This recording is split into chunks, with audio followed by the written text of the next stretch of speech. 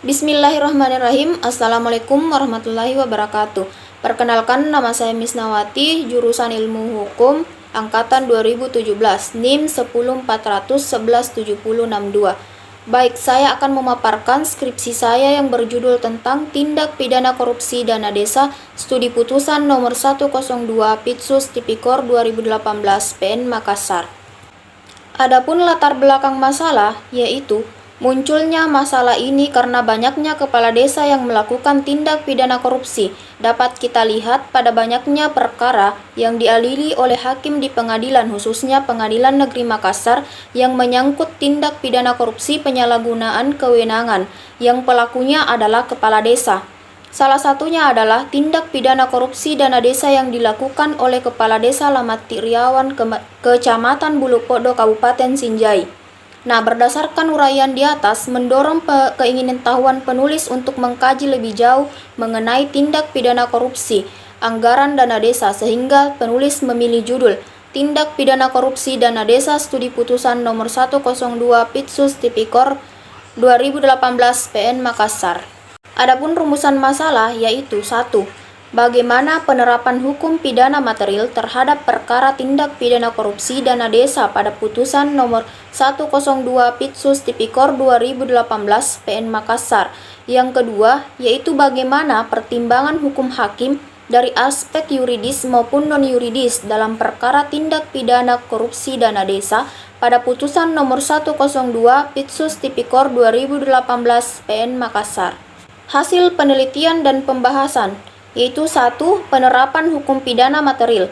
Berdasarkan perkara pada putusan PN Makassar nomor 102 Pitsus Tipikor 2018 PN Makassar, Hakim PN Makassar menyatakan terdakwa Fajar alias Andi Fajar alias Petta Fajar bin Petta Raka terbukti bersalah melakukan tindak pidana korupsi sebagaimana yang didakwakan pada dakwaan subsidiar, yakni pasal 3 Undang-Undang RI nomor 31 tahun 1999 tentang pemberantasan tindak pidana korupsi, sebagaimana telah diubah dengan Undang-Undang RI nomor 20 tahun 2001 tentang perubahan atas Undang-Undang RI nomor 31 tahun 1999 tentang pemberantasan tindak pidana korupsi.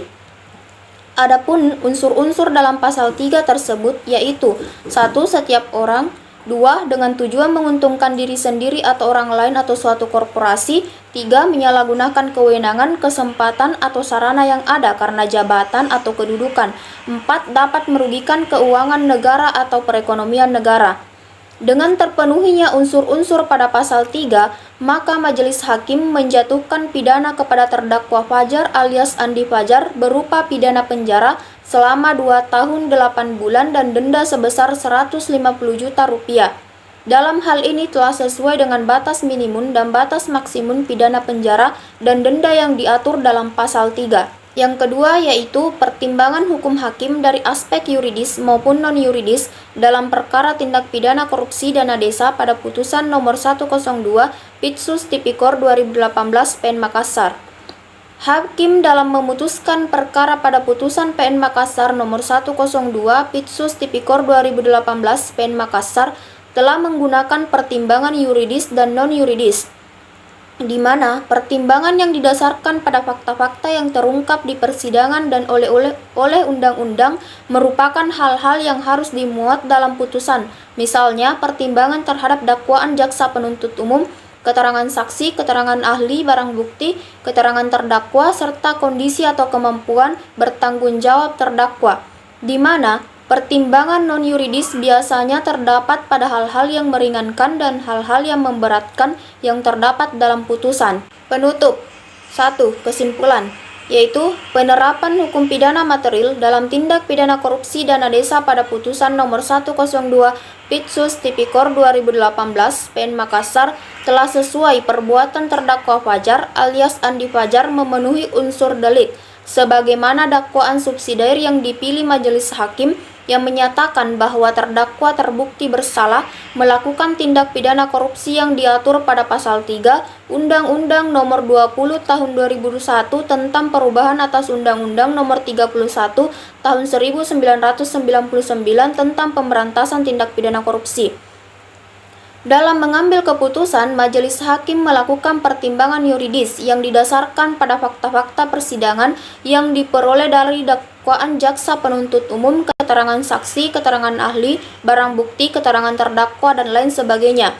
Selain itu, majelis hakim juga melakukan pertimbangan non-yuridis yang didasarkan pada latar belakang terdakwa, akibat yang ditimbulkan dan perbuatan terdakwa, serta kondisi dan kemampuan bertanggung jawab terdakwa. Kedua, saran, yaitu hendaknya pelaku tindak pidana korupsi diberikan hukuman yang lebih memberatkan, mengingat bahwa tindak pidana korupsi merupakan kejahatan luar biasa yang tergolong dalam kejahatan terhadap kemanusiaan, sehingga diperlukan pula penanganan yang luar biasa demi menciptakan efek jera terhadap para koruptor.